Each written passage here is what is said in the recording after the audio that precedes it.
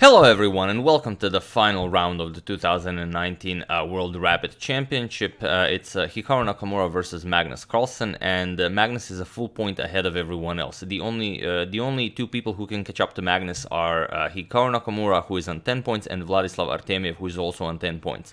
Now Artemiev faces Dubov, and here, well, a lot of things can happen. I don't think they've calculated everything yet, but for example, only two players can go into the playoffs, even though for example, if Hikaru beats Magnus, here both of them will be on 11 points, and if Artemiev beats Dubov, then Artemiev also goes to 11 points, and then you have to see who has the better Buchholz and additional criteria, and then one of them is eliminated and two of them go into playoffs. So, which means that if Nakamura beats Magnus and Artemiev beats Dubov, maybe Magnus will be eliminated and then Nakamura and Artemiev will go into playoffs. Or Nakamura beats Magnus and then Nakamura is eliminated and then Magnus and Artemiev go into playoffs.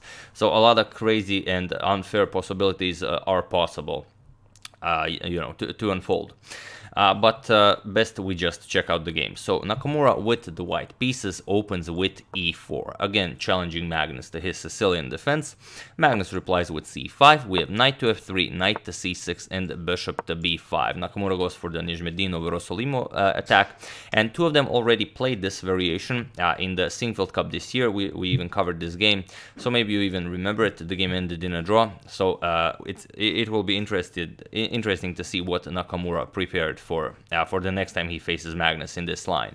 g6, as they played in the Singfield Cup. Nakamura castles, bishop to g7, and rook to e1. With e5, not allowing white to push e5 himself. Bishop captures, d captures, and now d3. So fairly standard stuff. This is what Magnus always goes for. We have queen to c7 and bishop to e3, going after the c5 pawn, b6 defending, and now a3. We have a5 by Magnus, and now knight b to d2. Magnus continues development, knight f6, and now b4. Exactly what Nakamura played against Magnus in the Singfield Cup.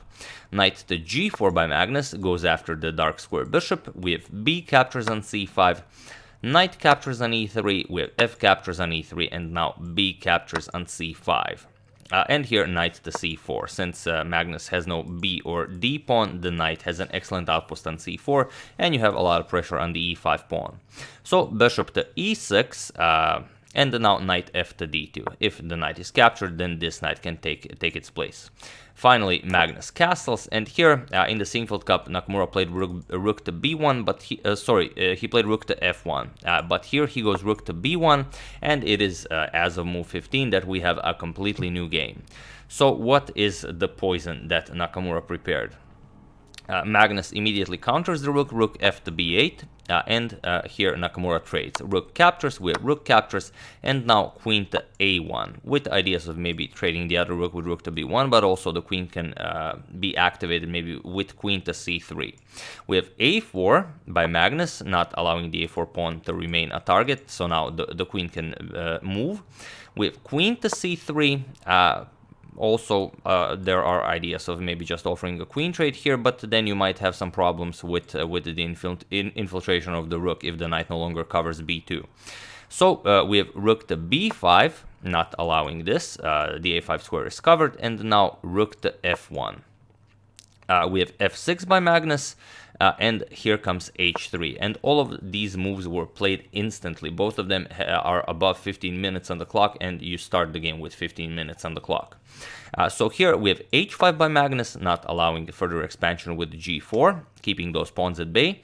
And here we have queen to a1 by Nakamura, which makes rook to b1 a possibility if you want to trade rooks, makes maybe queen to d1 to f3 a possibility if you want to activate the queen this way.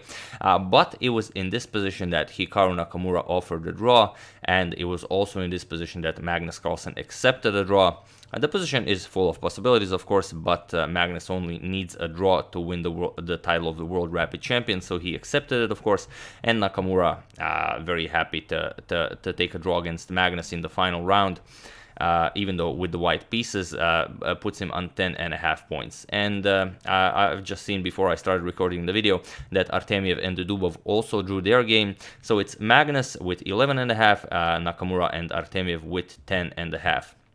So it doesn't mean that Nakamura and Artemiev got second and third place. We still have to see, because Mamedyarov and Alireza Firouzja still have a possibility to catch up to Nakamura and Artemiev, but they are playing against each other. So if Mamedyarov wins, he can catch up to Nakamura and Artemiev. If Firouzja wins, he can also catch up to them. And if Mamedyarov and Firouzja draw their game, which I don't think will happen, as neither of them gets the podium then, but it also could. So yeah, that's the story of how Magnus Carlsen won the World Rapid Championship in 2019. I do hope you enjoyed it. Do use hashtag suggestion. Tomorrow I'm going to go through all of your suggestions and show the games that we've missed, as we've been covering Magnus games since he pretty much obliterated the field. So yeah, do suggest a way, and I'm gonna go through them and cover some other nice games. So yeah, once again, I do hope you enjoyed it. I would like to thank Michael Carey, Pete Pondrables, Victor Klein, David Groskind, and Predrag Zerdo for a contribution to my channel. Thank you a lot, I really appreciate it. As usual, you can check 2 of my previous videos here. Thank you for watching, and I will see you soon, continuing the coverage of the World Blitz Championship, and also the games, some of the games from the Rapid that we missed, checking up on your wonderful suggestions, and so on. So thank you all, I will see you soon, and have an excellent rest of your Saturday. I'm off to grab a beer.